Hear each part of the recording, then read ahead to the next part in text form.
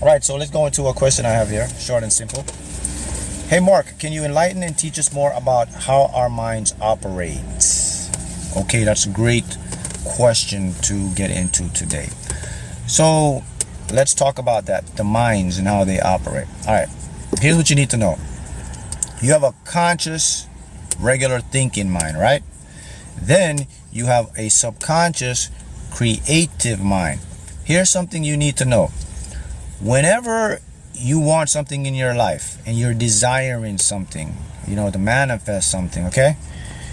Both of your minds have to form a friendship to make it happen.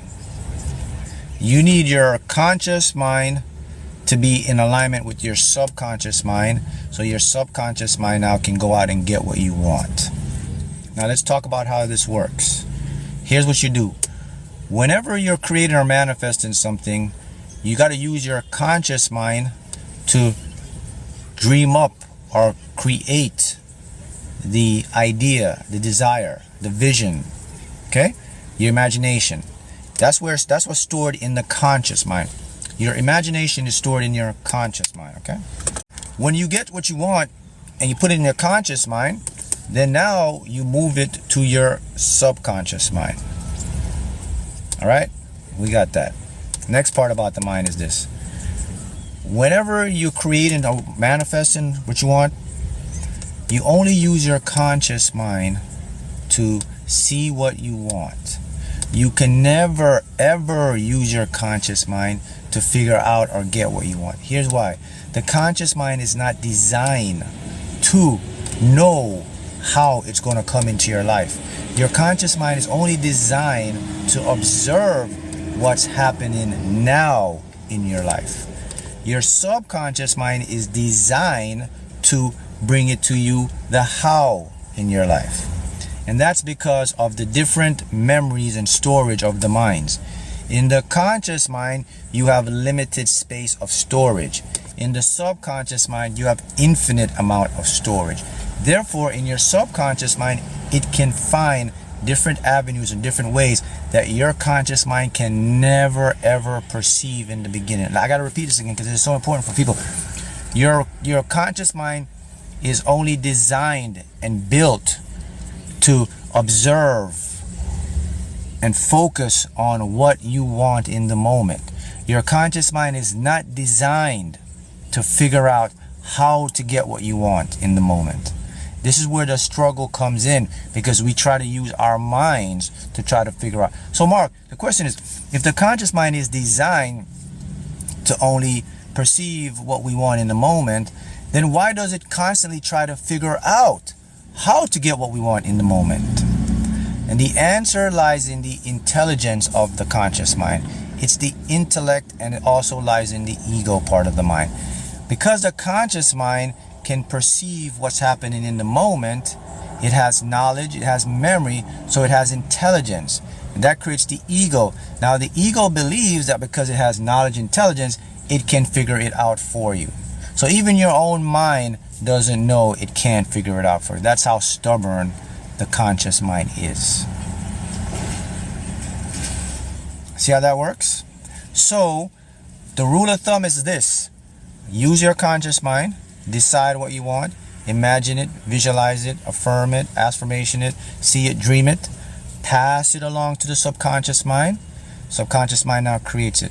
So when you do this, you take out the equation of how it's going to come to you and when it's going to come to you. See how that works? If your conscious mind is trying to figure out what you want, that's because it's using its own intelligence to do that. But it cannot do that. So it means the rule of thumb is this. Never ever try to figure out how your goal is going to come to you.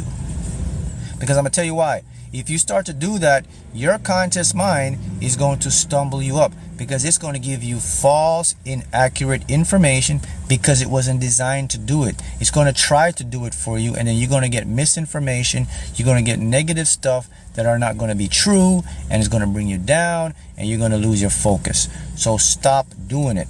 All you have to do is desire what you want, stay in focus with it, act like it's going to happen, and then leave it to the subconscious. The subconscious will figure out how to bring it to you.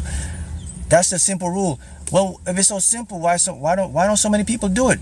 The reason so many people don't do it is because they lack the patience, they lack the discipline, and they lack the knowledge of how their minds work. So that's why so many people fail at creating what they want. They don't give it the time enough to work the process. It's not a lot of people's fault. It's how the system is designed and set up. From you're a kid, you're taught to really focus in the conscious mind, and of course it is, because that's what we see reality and we experience. We see things in the now. The conscious mind is only designed, I gotta say it again, your conscious mind is only designed to observe what's happening in the moment. That's it. It's not designed to make big decisions of how you're going to get what you want. It can't do that. That's not how it works. Okay, now, how does a habit form then? That's the question I see here. Habits are formed. Okay, first of all, let me show you how everything's formed. A habit, a belief, you know how they're formed? Through thoughts, through intentions. When you think of something, when you visualize something, when you imagine something, and you do it constantly, every day, over and over again, two things are gonna happen. It's gonna form a belief, and it's gonna become a habit. And then it's gonna go to the creative mind, the subconscious, and the subconscious is gonna make it a reality. See how that works? What we constantly think about, what we constantly focus on, what we constantly put our attention on, we are targeting our creative mind to manifest it for us. So we change your thoughts first. So if you're someone that you're negative, you're going to have to change to being positive, because if you do not do that, you're going to get negative results, because that's how the minds work. Remember what I said earlier? I said both minds work together to manifest. So I'll give you an example of how this works. So let's say you're more pessimistic. You don't believe in stuff. You're not focusing more on what you want. You're just a negative. You're just thinking like, man, this ain't going to work for me. It only works for someone else. Remember now, your conscious mind now is perceiving that in the moment. So your conscious mind said, okay, so it's not going to work for us, da-da-da. That's part one of it. Part two, the conscious mind now sends that to the subconscious mind, because there's no resistance anymore. Your conscious mind is agreeing with you. You're saying it ain't working, it ain't working. It's looking around and says, okay, we're looking for evidence of it's not working. And the subconscious is going to provide the conscious mind evidence of it's not working, because they're working together. So now it becomes true. It becomes your belief now, because you see it every day. He's like, damn, told you, man. See, it never works out for me. Look, see, just my luck. Oh man, I can't win for losing. Da da da da da da da. And you're gonna see evidence of it, and then the subconscious is gonna replay it and show it to you, and you're in this loop. Okay? So that means your life and what you want, you're never gonna change. You're gonna keep going and struggling, all that stuff, because you didn't have the knowledge or the information of how this stuff works. Now, if you are aware of the information, if you know the basic fundamental rules of the mind, consciousness, and the universe and quantum physics, which is easy stuff, it's not rocket science, I'm showing you right now, then you can understand, all right, so it is what I focus on. So, okay, why don't I try to be optimistic? Let me start to think some positive stuff happening right now. And if you start to think about, man, you know, what if it looked like to get that? What if it works this way? How would it make me feel to get this? How would it make me feel to get that? Like, what would my life do? You just start being positive, optimistic, like, you know, it's always working out for me. Then what happens now, you do that more constantly, it's going to form a belief now. That belief now is going to go into the subconscious now, because the minds are working together now. So the conscious mind is only perceiving what's happening in the moment. It's saying, okay, we're optimistic. So you mean that positive stuff, that stuff's gonna happen for me. Okay, I see what's happening here. Okay, I'm observing and I'm seeing what's going on. And the subconscious says, okay, let me show you evidence of what you've been being optimistic about. So it's going to provide the evidence of your optimism.